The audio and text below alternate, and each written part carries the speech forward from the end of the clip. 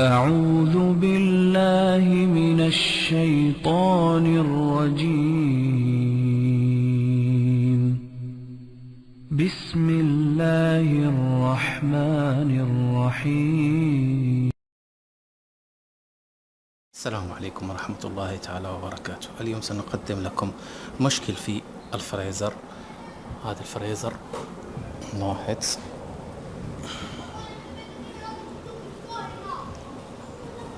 سبب توقف الفريزر عن التبريد، يعني كانت شغالة وبعدين توقفت. أصبح الكمبروسر يشتغل يسخن ويفصل وتوقف التبريد مرة. السبب كان هو الدينامو. لاحظ هذا الدينامو كان مشكل حقته انه توقف، واصبح الراديتر هنا يسخن، فما اصبح هناك تبادل حراري، يعني ازالة الحرارة على الراديتر، مما ادى الى الرجوع للكمبروسر ويسخن ويصبح التبريد معدوم في الفريزر. فهذا توقف بالضبط النوع الشكل هذا حقت الفريزرات. في بعض المرات فريزرات يكون عندهم شبك خلفي كما سبقنا الذكر. هذا ما تحتاج له مروحة موجودة هنا إلا لو كانت مروحة تبع الكمبروسر تقوم بتبريد الكمبروسر، تكون هنا في الجنب في المناطق الحارة تساعد الكمبروسر على التبريد.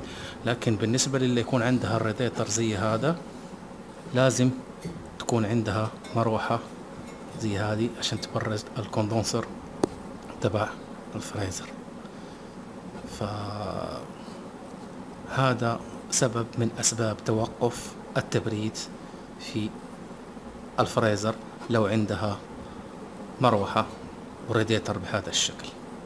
يعني تم تغيير المروحة كم واحد، يعني سهلة هنا فكها بس مسمار، وتوصيل الأسلاك بيكون خارجية تقريبا من عند جهة العلبة حقة الكمبروسر مشبوكة معها بس، وتم تغييرها، والآن سنقوم بتجربتها إن شاء الله.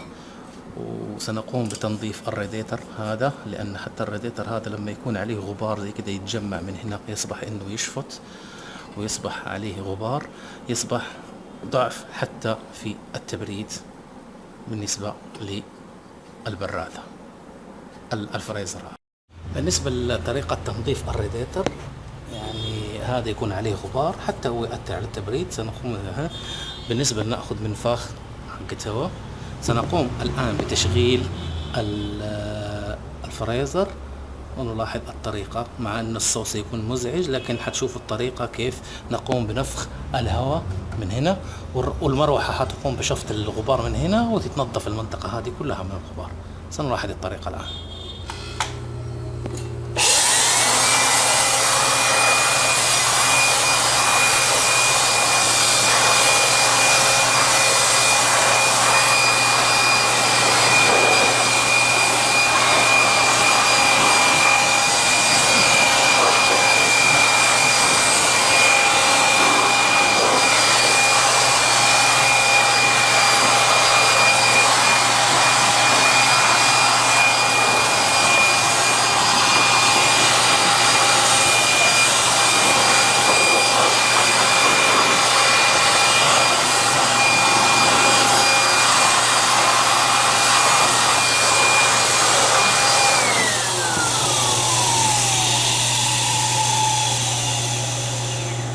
كما لاحظنا الغبار مرة كثير، يعني هذا حتى هو مشكل يؤدي إلى انعدام التبريد في الفريزر التي تتكون على مروحة زي هذه. كما نلاحظ الآن اشتغل، بدأت عملية تبريد. هنا راديتر حار، مروحة شغالة،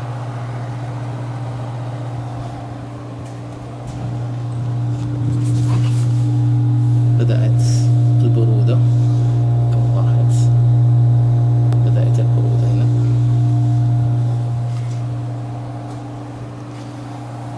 هذه هي الطريقة. هذا كل شيء، يعني أرجو أن ينال الفيديو إعجابكم، ولا تنسوا في الاشتراك في القناة ليصلكم جديد منا. والسلام عليكم ورحمة الله تعالى وبركاته.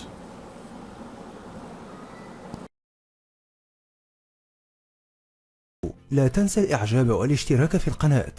جميع الحقوق محفوظة لدى قناة